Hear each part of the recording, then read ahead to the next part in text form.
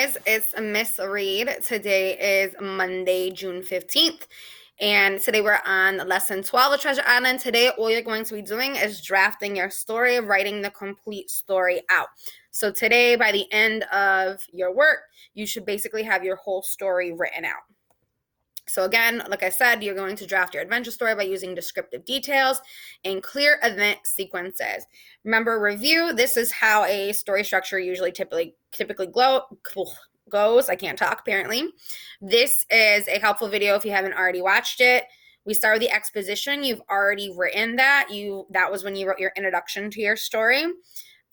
Today we're going to focus on our rising action and the climax of our story. So remember, rising action, where the main character faces a series of conflicts. Climax is the most exciting part of the story, the turning point where everything changes. You can also choose to include some falling action in the resolution if you want to. You don't have to write the entire thing out today.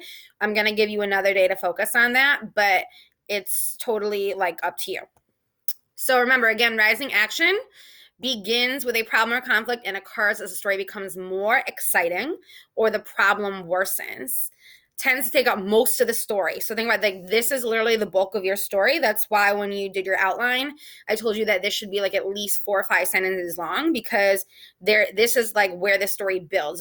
Think about a movie, right? This is the majority of the movie. This should be the longest part of your story. So in order to help yourself write it, ask yourself, what's the problem or conflict in my story? Do you have at least 3 examples of rising action? Are there at least 3 big things that happen, 3 events that happen that lead up to the climax?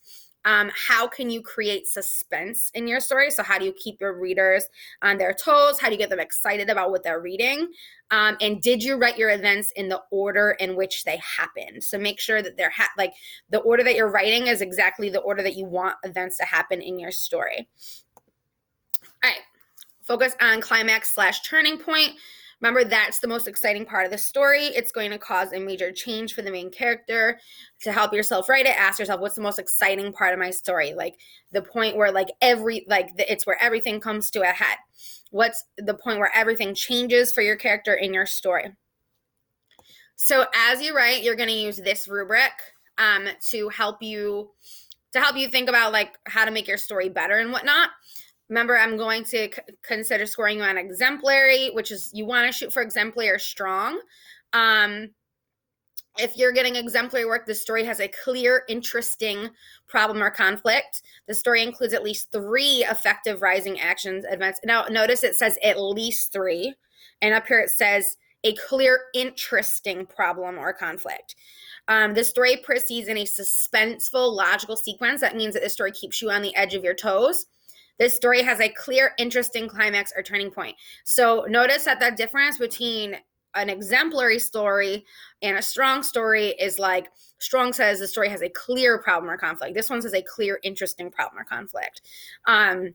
This one says it has 3 rising actions events, but it probably doesn't have more. It's not necessarily suspenseful. It says it proceeds in a logical way. So there's differences between the levels in which you can score. So use this to help you write your actual draft. You're going to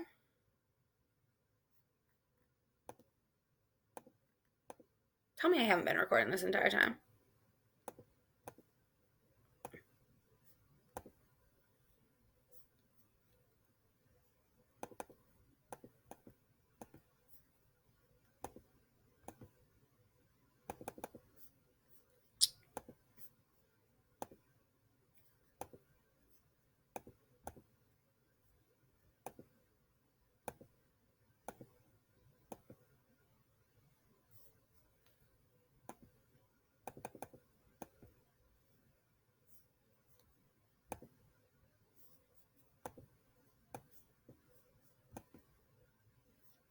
What you're going to do is you're going to open the Google Doc and you're going to write out your entire story in paragraph format from the beginning to the end. You can include your ending if you want to, but we're going to focus on it another day. You're basically going to write out all the action of the story. My dog is about to bark, so I apologize in advance. Listen, you can copy and paste your introduction that you wrote last week into this document so that you don't have to rewrite the entire thing. Remember that it's the same story that you've been working on since since last week. So you already wrote your introduction, so you literally can just copy that and paste that in and then continue writing. So continue to write out the rising action and the climax. And remember that your story should be at least 15 sentences long, at least 3 to 4 paragraphs. So if you only write me like a paragraph or 2 paragraphs, I'm going to obviously tell you like you need to write some more, and I'm going to send it back to you because I know you could write some more. So think about how you can make it interesting for your reader. I'm looking forward to reading them, and hopefully I can get out of this thing.